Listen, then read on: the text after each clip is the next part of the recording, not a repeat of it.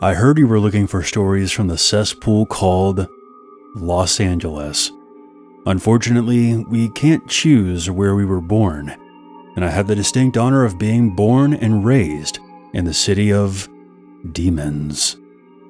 I could go into the litany of experiences I've had being harassed by drug addicts, chased by gang members, or was almost in the crossfire of a shootout. But I feel like all of you listening have heard stories like this before. They are a sad reality, but it isn't something that really surprises you, right? We've sadly become accustomed to the violence that takes place in the streets of America, especially LA, and no one seems to have the solution to the problem. However, every once in a while, you hear a story that makes you pause and reflect on how fucked up it is. I'd like to think that this is one of those stories. Back in 2012, I worked for a small startup business that operated out of the St. Vincent Jewelry Center in downtown Los Angeles. I was an employee, but I was friends with the guys who founded the company, and I even shared an apartment with them. I didn't own a car at the time, but it usually wasn't an issue for me, because I could carpool with one of my roommates to and from work. That was until they had to attend a meeting in San Francisco. I told them not to worry, and that I would take a taxi to the office while they were away, or would find a ride with someone else. But I ultimately decided to walk to our office space. At the time, I was looking for ways to burn a certain amount of calories each day, and figured I could keep up with my fitness goals and save a trip to the treadmill by simply walking to work while my roommates were gone. The one downside was that the most direct path to the office took you straight through one of the worst areas of Skid Row. So, I would have to make sure to avoid this area. The day of, I walked to work, taking a route that avoided the danger zone. The only thing of note was seeing a homeless man passed out by a dumpster in an alley, a few blocks away from my apartment building. Work went well that day. It was a bit busier than usual with the bosses being gone. It ended up being a 12-hour shift, so by the time we were done, it was around 10 p.m. A co-worker named Kevin and I decided to stop at a bar to finish off the day. This worked out for me because the place we went to was only a few blocks away from my apartment building and would shorten the distance I had to walk. So we drove to the bar, had some drinks, and called it a night. He offered to drive me to my apartment, but I insisted that I would walk the rest of the way. I knew that Kevin lived in Inglewood, so the sooner he left, the better. I don't remember the exact street names, but I knew the way back to my apartment from where I was, and that I wasn't near Skid Row, so I began to make my way down the street. It was uncharacteristically quiet. You could still hear the soundscape of the city in the distance, but the dim lighting and the lack of pedestrians made me feel a bit uneasy. About 5 minutes into the walk, and about 3 minutes from my destination, I passed by the alley where I had seen the homeless man from earlier. It was your typical city alleyway with dumpsters, drain pipes, and loading docks. However, there was somebody by one of the dumpsters with their back turned to me, crouching down. From the looks of it, it appeared to be an adult woman with her hair tied back into a ponytail. As soon as I saw her, I instantly knew something was off. I could hear these strange sounds, like someone was tearing into a steak. I don't know why. Any other day I would have just kept walking, but I was compelled to see what this woman was doing. Maybe she was sick or something. I cautiously approached. As I did, the wet sound grew louder. When I was about 5 yards away, I cleared my throat and asked, "Ma'am, are you okay?" The woman finally stopped what she was doing and stood up. She was wearing a pair of jeans and a light blue top. It didn't look like she was homeless. However, she did not turn around. I then heard her spitting something out. Without saying a single word to me, She took off down to the other side of the alley and disappeared. The alley was dark, and I had to use a small light on my keychain to see what the woman had been crouching over beside the dumpster. When I turned on my light, what I saw was the most disgusting and terrifying thing I have ever laid my eyes on. Lying on the ground was the homeless man from earlier, but his face was almost completely gone. It was just a bloody, gaping hole. Lying on his chest was his tongue. I instantly hunched over and vomited. I then ran the rest of the way back to my apartment and immediately told a security guard working in the lobby to call 911. I waited there for the police to show up so I could report what I saw. I never heard of any follow-ups or news reports about this incident, which is super surprising to me because that cannibal attack in Miami was big news around this time. But I guess the crackdown on gang-related violence was more of a priority for the LAPD back then. I had trouble sleeping for quite some time after this incident. The visage of that man's half-eaten face took a while for me to get over, and I still don't know what to make of what I saw in that dark alley. A seemingly normal-looking woman was crouched over a homeless man and was taking a bite out of him. I sometimes regret not seeing her face, so I could have gave the police a more accurate description of the suspect, but sometimes I'm glad she never turned around. Moral of the story? If you can hitch a ride with someone you trust in downtown LA, do it.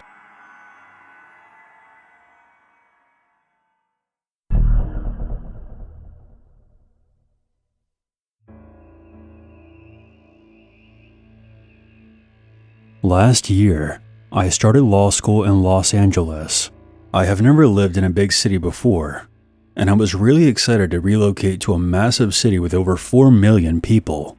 Ever since I was little, I always knew that I had a half-sister who lived in Los Angeles, but my parents always had this weird disposition toward her that always made it feel like a taboo topic. Of course, I had to look her up on social media, and I knew what she looked like, but that was about all I had to go on. We had never actually met, and she was never that active on social media, so there wasn't a lot I could discern about her life. Out of nowhere one day, in my first year of law school, I received a friend request on Facebook from my half-sister. I had never seen this particular Facebook profile of hers before, but it seemed legitimate. She had lots of friends, and her profile picture resembled her. She sent me a message inviting me to a dinner party at a park with a couple of her friends. We could finally meet each other in person for the first time. I was actually new to Los Angeles, and I had no idea which parts of the city to avoid at night. I was excited about the idea, but I also had a lot of anxiety about it as well. It would be nice if we met and became besties for life, but what if we ended up sobbing together like we were in some dramatic movie scene? What if I tried to talk with her and she just didn't vibe with me and started showing me an attitude? Or worse, what if all was going well and we had some kind of disagreement? Someone said something hurtful toward the other, and then we both end up crying in front of everyone. Honestly, if she had suggested a cozy little bakery for desserts instead, I would have gone. But going to a park with other people didn't feel right to me, especially for an icebreaker. I thought it was like such a precious moment that I didn't want to have in front of all these other people I didn't know. A few weeks later, I Googled that park just to see what it was like. Maybe we could still meet up there together, just one-on-one. That's when I learned something was off about this whole thing. I won't say the name of the park, but anyone who has lived in Los Angeles for long will tell you that it is not a safe place for a bunch of girls to have a dinner party there. The area surrounding that park has a very high violent crime rate. It's mostly controlled by gangs. Even the people who conduct illegal business in that area are forced to pay a tax to the gangs in order to be left alone. So now I was really concerned and curious. I actually tried to get a hold of my half-sister by other means. I found out that she was an undergrad at a local college. I had a friend who went to her school, and I asked my friend to reach out to her on campus and see if she would be okay with meeting. They connected, and the three of us met at my friend's house, and we got along well. The three of us had lots of fun. We weren't bursting into tears, but we did let out a few. We had dinner together, watched a movie, and spent the night at my friend's house. When I told my sister about the Facebook interaction, she told me that she hadn't used Facebook since high school. So clearly, someone was impersonating her. I would have told her to report the fake account, but it had already been deleted. She knew that she had been impersonated on social media before. Another one of her friends had been scammed by someone pretending to be her. It was some scheme involving fake concert tickets or something like that. It's very disturbing to think about the big picture here. Someone had been impersonating my sister, who knew I was in town, and they literally tried to lure me to one of the most dangerous parts of LA. I have no idea what their motives were, and I don't even think I want to find out. Meeting my half-sister after all these years ended up being a great thing for my life, but it almost ended up being terrifying.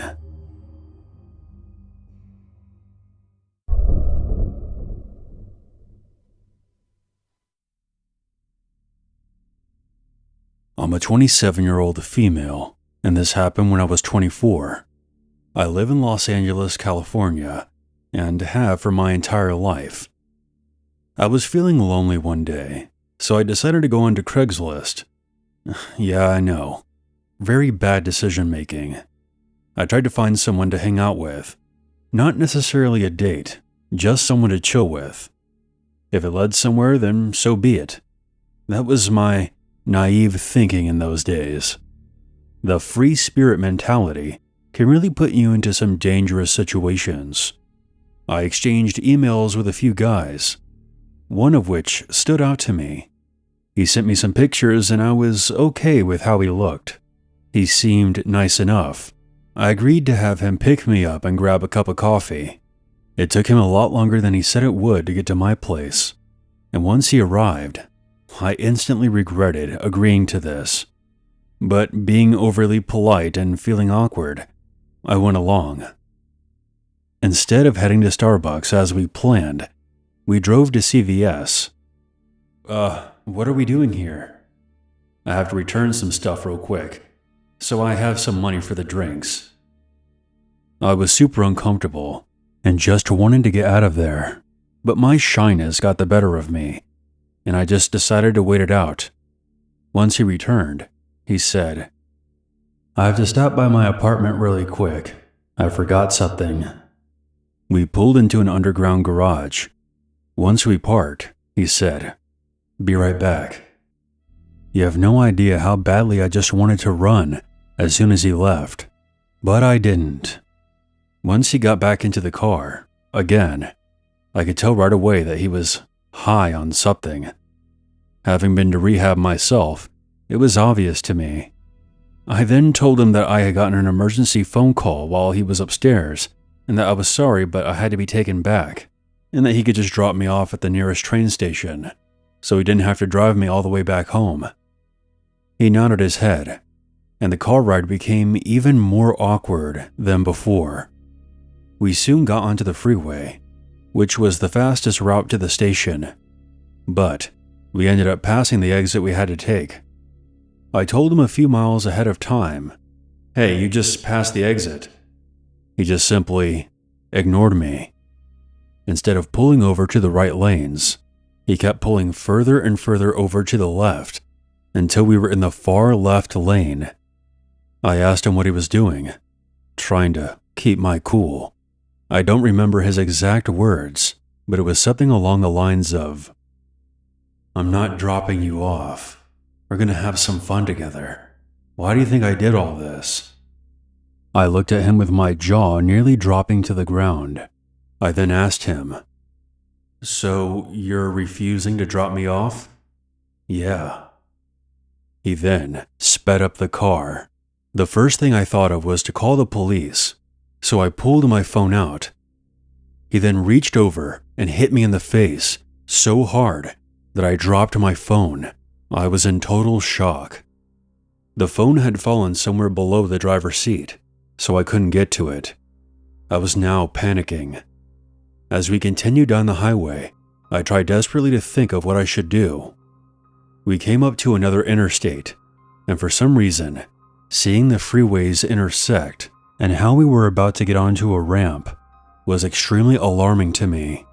We were getting further and further away from Los Angeles, and I decided right then and there that I could not allow him to get onto that next freeway. I couldn't jump out of the car. I would die instantly. So I did the only other thing I could think of. I took in a deep breath and grabbed the steering wheel, turning it as hard as I could to the right. He was so shocked that he didn't even try to grab it back from me as we sideswiped two other cars and eventually crashed into the side barrier. He then started hitting me while screaming. I put my legs up to block the blows from his fists. We had hit the side barrier, but he was able to regain control of the car and put some distance between the car and the barrier. While he was hitting me, I reached for the handle and fell backward out of the car. I quickly got up and ran to one of the cars we had crashed into. They were both pulled over behind us. The guy in the car had his phone out, presumably calling the police. I knocked on his window, screaming that this psycho had just tried to kidnap me. The guy's window had been down slightly before I knocked on it, but after I shouted at him, he rolled it up all the way. I couldn't believe it. When I looked back, Mr. Psycho was now coming towards me, as clearly no one was going to help me. "Fuck this noise," I said, and I ran toward the fencing beyond the concrete barrier. I'm already not in amazing shape, and I was even weaker because of what had just happened, so I literally had to lean on the fence until it bent enough for me to jump over it, crash landing hard on the other side.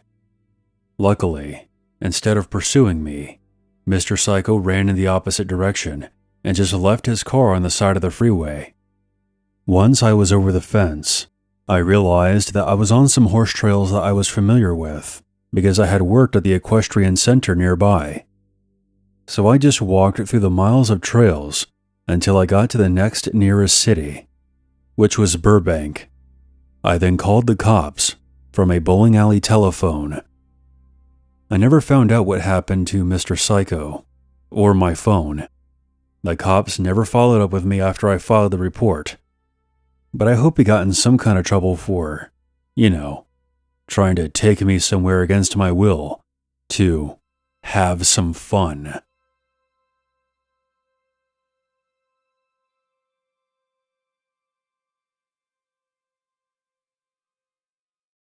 There's always a reason to be afraid.